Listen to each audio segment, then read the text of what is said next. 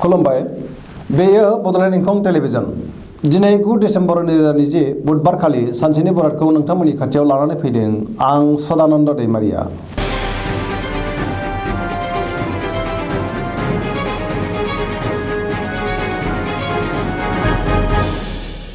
सिगां फरायनो लादों मेष राशि। दिनैनि साना जोबोर मोजां। मावनो लानाय खामानिखौ मावफुंनो हानानै गोसोखौ जोबोर गोजोननाय मोनगोन। देहाया दिनै मोजाङै थागोन। बहानिफ्रायबा मोजां खौरां फैनो हागौ। रांखावरियाव जोबोर मोजां। बेफार फालांगियाव मोजां मुलाम्फा मोननो हागोन। गुबुना खहा खालामनो नाजागोन नाथाय खहा खालामनो हानाय नङा। न'खराव अनलायनाय फैगोन। बहाबा थांनांगौब्ला जोबोर मोजां। गुबुननि गोसोखौ गोरलैयैनो बोनो हागोन। समाजाव मान मोनगोन। बिमा बिफानि अननाय आरो बोर मोनगोन। लाइमोनफोरनि गोसोआ जोबोर रमान्टिक जागोन। फरायसाफ्रा फरायनायाव गोसो दुंखांगोन।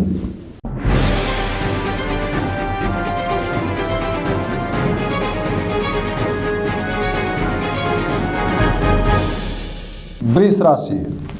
दिनैनि साना जोबोर मोजां। गोसोखौ जोबोर गोजोननाय मोनगोन। गोसोनि बोलोआ बांगोन। मावनो लानाय खामानिखौ गोरलैयैनो मावफुंनो हागोन। समाजाव मान मोनगोन।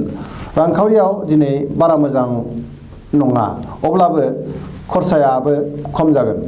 बहाबा थांनांगौब्ला जोबोर मोजां। न'खराव बिसि फिसायनि गेजेराव अनलायनाय फैगोन। देहाया दिनै मोजाङै थागोन। गुबुननि हेफाजाब मोनगोन। जायखि खामानि मावा मानो मोजां फिथाइ मोननो हागोन।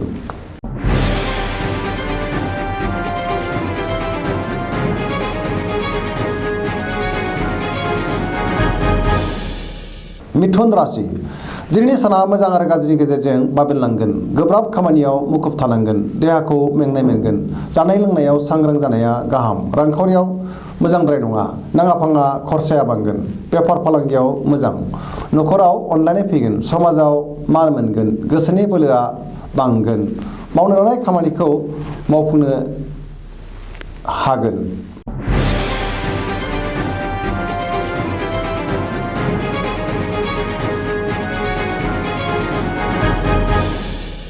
कर्कट राशि। दिनैनि साना जोबोर मोजां। गोसोखौ जोबोर गोजोननाय मोनगोन। मावनो लानाय खामानिखौ मावफुंनो हागोन। रांखावरियाव मोजां। बेफार फालांगियावबो मोजां। मोननो गोनां धोनखौ दिनै मोननो हागोन। न'खराव सोरबा लोमजानो हागौ। देहाया दिनै मोजाङै थागोन। गुबुननि हेफाजाब मोनगोन। गुबुननि गोसोखौ बोनो हागोन। न'खराव अनलायनाय फैगोन। समाजाव मान मोनगोन। लाइमोनफोरनि गोसोआ जोबोर रमान्टिक जागोन। फरायसाफ्रा फरायनायाव गोसो दुंखांगोन।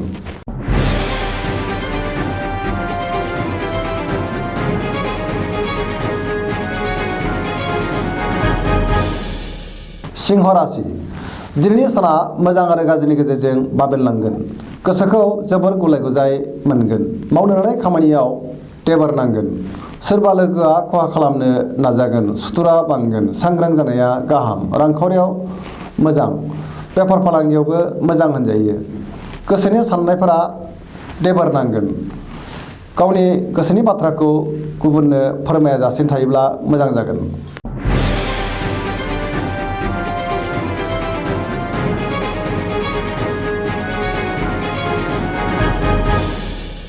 कन्या राशि। दिनैनि साना मोजां आरो गाज्रिनि गेजेरजों बाबेनलांगोन। गोसोखौ गुलाय गुजाय मोनगोन। गुबुननि गोसोखौ फोजेननो हानाय नङा। बहानिफ्रायबा हरखाबै गाज्रि खौरां फैनो हागौ। रांखावरियाव मोजां। बेफार फालांगियावबो मोजां। देहाया दिनै मोजाङै थागोन। गुबुननि गोसोखौ बोनो हानाय नङा। गोबां खामानियाव मुखुब थानांगोन। सेंग्रा सिख्लाफ्रा गावबा गावनि गोसोनि साननायफोरखौ फोरमायलायनो हागोन।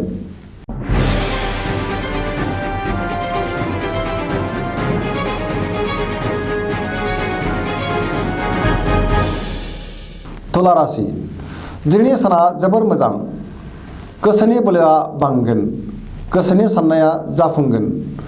मावनो लानाय खामानिखौ मावफुंनो हानानै गोसोखौ जोबोर गोजोननाय मोनगोन। देहाया दिनै मोजाङै थागोन। रांखावरियाव जोबोर मोजां। मोननो गोनां धोनखौ दिनै मोननो हागोन। न'खराव बिसि फिसायनि गेजेराव अनलायनाय फैगोन। समाजाव मान मोनगोन। बेफार फालांगियाव मोजां मुलाम्फा मोननो हागोन। जायखि खामानि मावा मानो दिनै मोजाङैनो मावफुंनो हागोन। लोगोफोरनि हेफाजाब मोनगोन।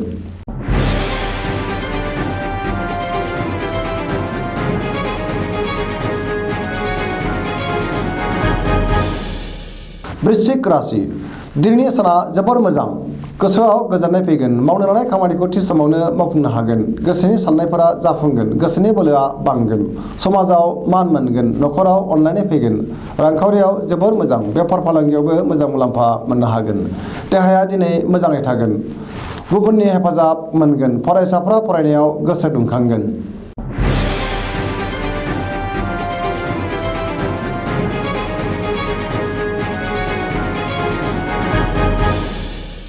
धनु राशि दिनैनि साना जोबोर मोजां गोसोनि बोलोआ बांगोन मावनो लानाय खामानिखौ थि समावनो मावफुंनो हागोन गोसोनि साननायफोरा जाफुंगोन रांखावरियाव जोबोर मोजां बेफार फालांगियाव जोबोर मोजां मुलाम्फा मोनगोन समाजाव गोबां मान मोनगोन न'खराव माबा मोनसे फोरबो खुंनो हागौ आलासि फैगोन देहाया दिनै मोजाङै थागोन न'खराव अनलायनाय फैगोन बिदा फंबायनि हेफाजाब मोनगोन बिमा बिफानि बोर मोनगोन।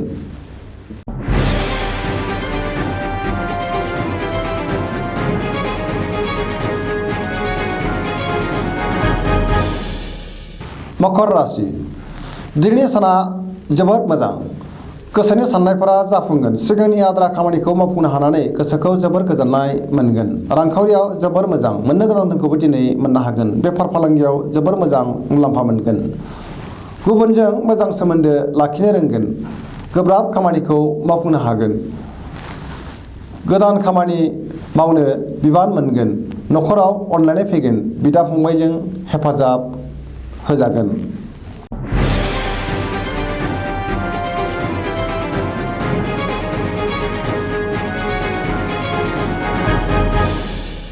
कुम्भ राशि दिनैनि साना जोबोर मोजां गोसोखौ जोबोर गोजोननाय मोनगोन मावनो लानाय खामानिखौ थि समावनो मावफुंनो हागोन बहानिफ्रायबा मोजां खौरां मोनगोन समाजाव मान मोनगोन गोबां मुंदांखा सुबुंजों लोगो मोनलायगोन रांखावरियाव जोबोर मोजां बहानिफ्रायबा गोबां धोन मोनगोन देहाया दिनै मोजाङै थागोन न'खराव अनलायनाय फैगोन गुबुननि हेफाजाब मोनगोन जायखि खामानि मावा मानो मोजाङैनो मावफुंनो हागोन।